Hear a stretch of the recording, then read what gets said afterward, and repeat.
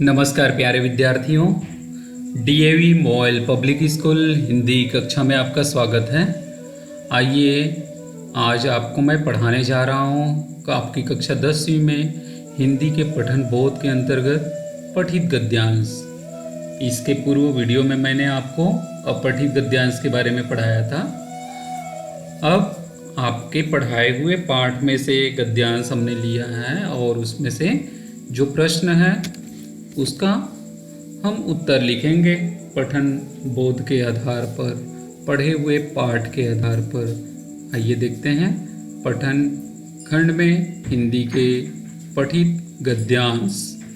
पठित गद्यांश, पठित का अर्थ होता है पढ़ा हुआ, जो हम पहले से पढ़ लेते हैं। और पठित गद्यांश में आपको देखते हैं कि जो पढ़ा हुआ नहीं होता है, बाहर के प्रश्न होते हैं या बाहर के गद्यांश होते हैं, वो पूछा जाता है। परंतु पठित गद्यांश के अंतर्गत पढ़े हुए पाठ में से आपको गद्यांश दिया जाता है और उनसे ही प्रश्न पूछे जाते हैं। यह किसी पाठ्यक्रम की पुस्तक में से लिया जाता है। यह कला, विज्ञान, राजनीति, साहित्य या अर्थशास्त्र किसी भी विषय का हो सकता है या कोई भी पाठ से हो सकता है। आपके इनसे संबंधित प्रश्न पूछे जाते हैं और इससे छात्रों का मानसिक व्यायाम भी होता है, उनका सामान्य ज्ञान भी बढ़ता है, पाठ के प्रति रुचि भी बढ़ती है और इससे छात्रों की योग्यता, व्यक्ति की क्षमता भी बढ़ती है। इस प्रकार पठित गद्यांश है, उसको पढ़ने से पाठ की पुनरावृत्ति भी होती है। जो पठित गद्यांश है वह उन पर आधारित करने के लिए जो प्रश्न होते हैं उनको इन बातों पर अधिक ध्यान देना चाहिए। जैसे दिए गए गद्यांश को ध्यान से पढ़ें, गद्यांश पढ़ते समय मुख्य बातों को रेखांकित कर लें, गद्यांश के प्रश्नों के उत्तर देते समय भाषा सरल हो, उत्तर सरल और संक्षिप्त होना चाहिए तथा सहज भाषा में उत्तर देना चाहिए। कम से कम शब्द में उत्तर देने चाहिए। उत्तर में जितना पूछा जाए केवल उतना ही उत्तर लिखना चाहिए। यदि गद्यांश का शीर्षक पूछा गया जाए तो शीर्षक गद्यांश के शुरू या अंत में छिपा रहता है।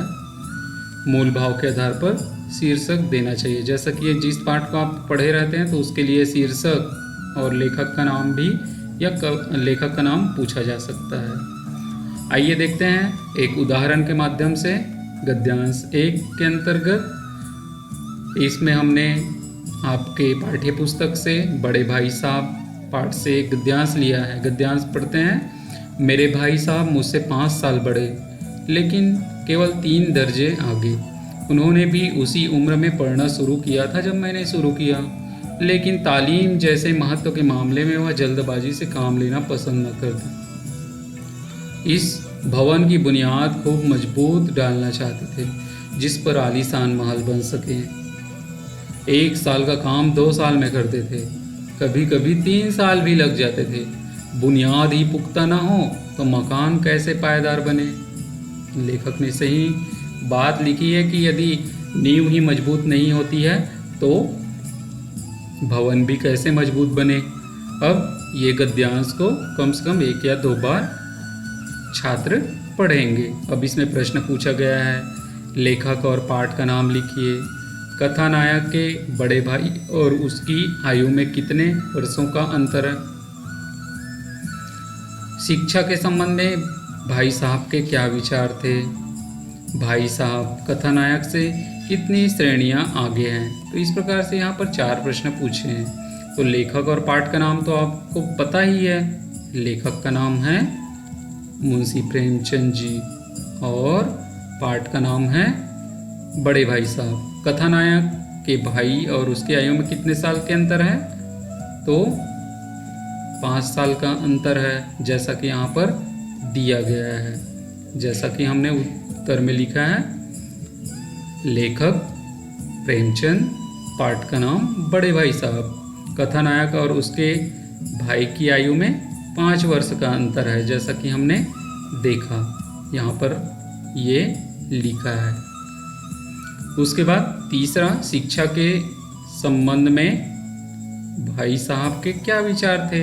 तो शिक्षा के संबंध में भाई साहब के विचार थे कि जल्दबाजी नहीं करना चाहिए। वे शिक्षा को भवन की नींव के मजबूत के समान मानते थे। 2-3 साल लगाना बुरा नहीं मानते थे ताकि शिक्षा अच्छे से ग्रहण किया जा सके। चौथा